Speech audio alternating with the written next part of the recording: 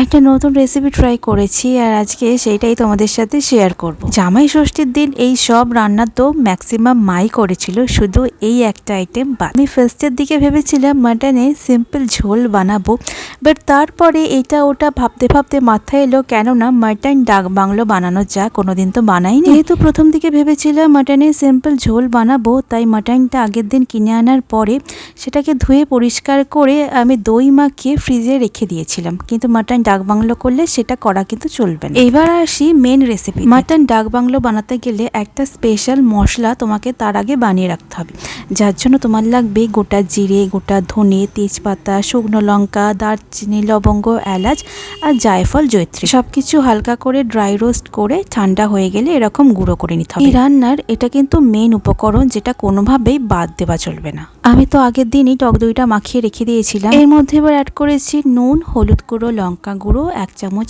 আদা আর রসুন বাটা, আর সাথে পরিমাণ মতন সর্ষের তেল।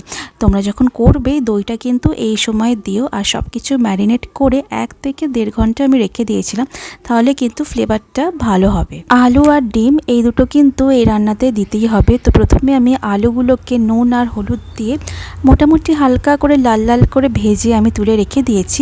আর তারপরে আগে থেকে সেদ্ধ করা ডিম সেগুলোকেও ওই সেম তেলেতেই, নুন হলুদ আলাদা করে আর দিইনি, নর্মাল ভেজে তুলে রেখে দিয়েছি। এরপর ওই তেলেতেই তেজপাতা, গোটা গরম মশলা ফোড়ন দিয়ে কেটে রাখা পেঁয়াজগুলোকে দিয়েছি। এখানে আমি 2টো বড় সাইজের পেঁয়াজ ব্যবহার করেছি। পেঁয়াজগুলো যখন হালকা লাল লাল হয়ে আসবে তখন 1 চামচ আদা বাটা আর রসুন বাটা দিয়েছি। 2 মিনিট নাড়াচাড়া করে ওর মধ্যে কিছু গুঁড়ো মশলা অ্যাড করেছি, যেরকম হলুদ গুঁড়ো, লঙ্কা গুঁড়ো, ধনে, জিরে। আর যে মশলাটা বানিয়ে রেখেছিলাম সেটা 1 চামচ মতন দিয়েছি।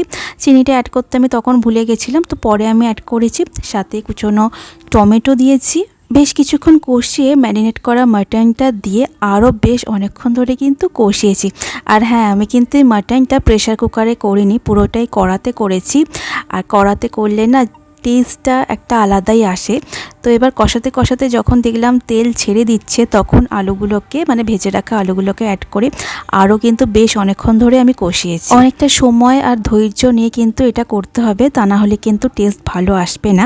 কষানোটা যখন আমার মনে হয়েছে পারফেক্ট হয়েছে, তখন আমি পরিমাণ মতন জল আর সেদ্ধ করা, মানে ভেজে রাখা ডিমগুলোকে অ্যাড করে দিয়েছি। কালারটা তো দারুণ এসেছিল। আর যখন মাটনটা সেদ্ধ হয়ে এসছে, লাস্টে নামানোর আগে ওই মশলাটা আরও কিছুটা আমার রাখা ছিল, সেটাকে অ্যাড করেছি। দেখো কি দুর্দান্ত দেখতে হয়েছে, খেতেও কিন্তু দারুণ হয়েছিল। তোমরাও কিন্তু ট্রাই করো।